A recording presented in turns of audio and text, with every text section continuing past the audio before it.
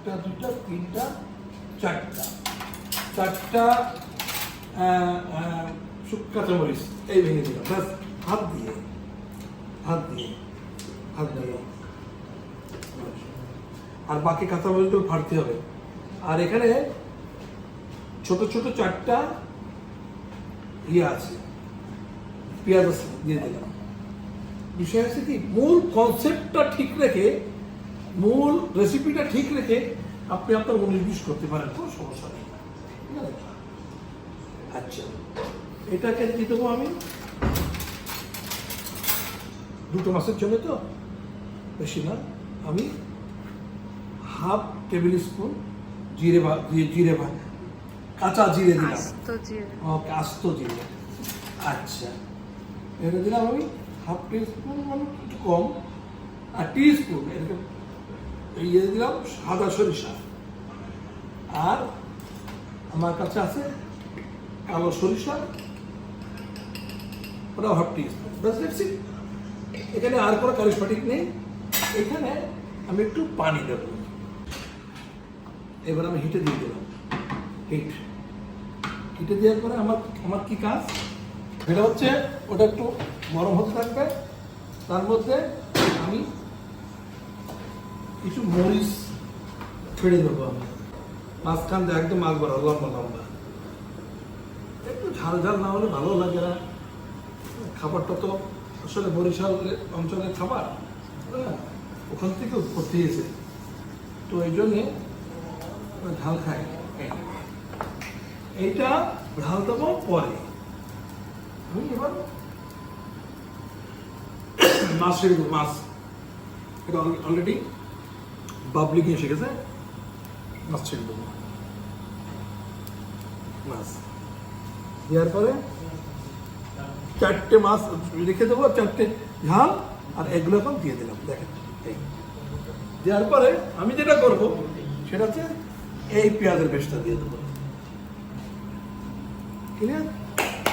এই পেঁয়াজের পেস্টটা দেওয়ার পরে আমার কাজ হচ্ছে এখন, এখানে আর কোনো কারিশমাটিক নেই, আমার কিচ্ছু কারিশমাটিক নেই। জাস্ট এটা কাজ হচ্ছে ঢেকে রাখা। আরে দেখেন, already cooked, is already cooked.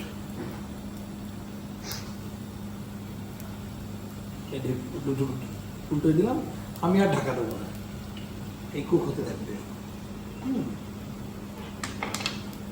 হ্যাঁ, বয়েল ভেজিটেবল,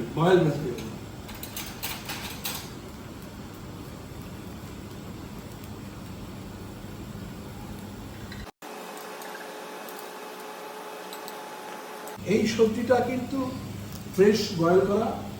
যখন সবজিটা বয়েল করা হয়েছে, তার ভিতরে কাঁচামরিচ, লবণ, রসুন এবং পেঁয়াজ স্লাইস করে দেওয়া হয়েছে মিক্সড ভেজিটেবলের সঙ্গে দিয়ে,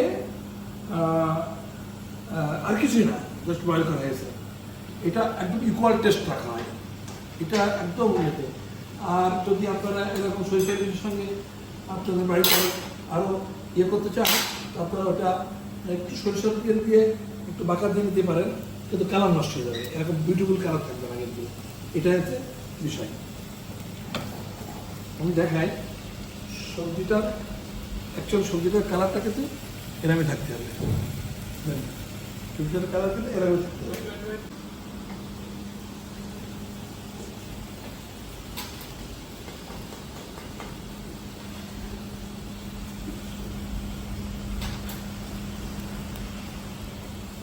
এখন দেখতে হবে যে আমার তেলের পরিমাণটা কি আছে। যারা তেল বেশি, অ্যাকচুয়ালি সরিষা ইলিশে তেলের ভাত, তেলটা একটু খুব বেশি খাই, মানে তেল দিয়ে মাখাই রেখেই ভাত খাই। তো সেক্ষেত্রে, আর আমি তো ইকুয়াল একটু হেলদি রাখার চেষ্টা করছি, তারপরেও যে তেল কম, এই জন্য আমি আরো একটু সরিষার তেল দিয়ে দেবো, সময় না বেশি না। আর এর ভিতরে আর একটা কারিশমাটিক হচ্ছে যে কাঁচা সরিষার তেল তো দেওয়ার অর্থ হচ্ছে সরিষা একটু ফ্লেভার থাকবে, অলরেডি হয়ে গেছে। তেল দিলে রাইস তো এটা চকচক করবে, ব্যাস ডান। একদম স্লো করে আমি একটু স্লো করে দিলাম, দিয়ে একটু দম দিয়ে দেবো।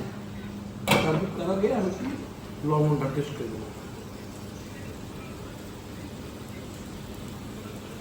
পারফেক্ট, কিচ্ছু লাগবে না, হিসেব করে দেওয়া আছে। সো আমার পরিচিত অনেকেই আছেন, আপনারা অবশ্যই কোশ্চেন উত্তর করবেন। আমি এইটা শেষ করে দিয়েই আপনার কোশ্চেন উত্তরে চলে যাই। একটু দমে 1 মিনিটের জন্য একটু দম দেবো, অলরেডি দম এসে গেছে, ভিতরে আমি শেষ করে দেবো।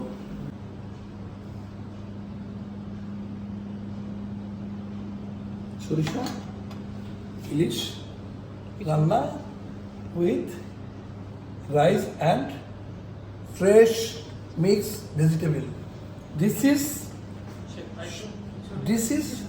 সরিষা ইলিশ, দিস ইজ সরিষা ইলিশ। সো আপনাদের অন্ততপক্ষে আশা পূরণ করলাম। সেই কবে নিয়েছি, এখন আবার